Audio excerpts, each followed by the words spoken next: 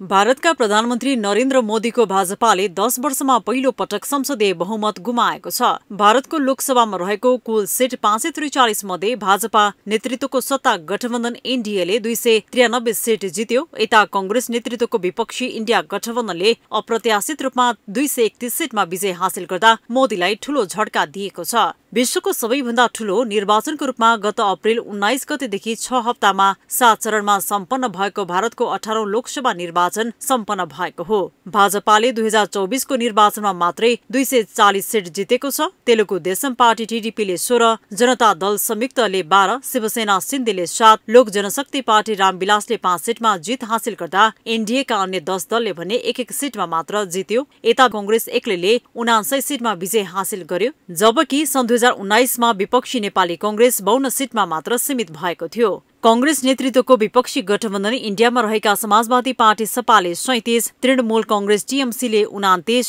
द्रविड मुनेत्र डीएमकेले 22, शिवसेना उद्धव ठाकरेले 9, राष्ट्रवादी कंग्रेस पार्टी शरद पवारले 8 लगायतका अन्य 13 दलले 3-4 सीट जित्यो। समाजवादी पार्टी सपाका अखिलेश यादव र राहुल गान्धीको गठबन्धनले उत्तर प्रदेशमा भाजपाको बलियो पकडलाई नै गुमाइदियो। समाजवादी पार्टी सपाले उत्तर प्रदेशमा 37 सीट पाउँदा भाजपा 33 सीटमा सीमित बन्यो भने 29 सीट गुमायो। महाराष्ट्रमा पनि भाजपाले 14 सीट गुमाउँदा 9 सीट मात्र पायो। सरकार गठनका लागि 272 सीट जित्नुपर्ने भए पनि कुनै पनि दलले एकल बहुमत हासिल गर्न सकेनन्। 2019 मा सम्पन्न लोकसभा निर्वाचनमा एनडीएले 352 सीटमा जित्दा भाजपा एक्लैले 303 सीटमा वर्चस्व राखेको थियो। यद्यपि भाजपा सबैभन्दा ठूलो दल बनेकाले प्रधानमन्त्री मोदीको नेतृत्वमा गठबन्धन सरकार बन्नेछ। तथापि विपक्षी दलहरूको पनि बाहुल्यता रहेकाले मोदीलाई सरकार गठन गर्न भने सजिलो छैन। निर्वाचनको मत परिणाम घोषणा भएसँगै प्रधानमन्त्री मोदीले मतदातालाई जनादेशका लागि धन्यवाद दिएका छन्। यस्तै उनले भ्रष्टाचार र गरिबी उन्मूलन गर्ने प्रतिबद्धता समेत व्यक्त गरेका छन्। यसैबीच लोकसभा निर्वाचनको परिणाम आएसँगै प्रधानमन्त्री मोदीले राष्ट्रपति द्रौपदी मुर्मु समक्ष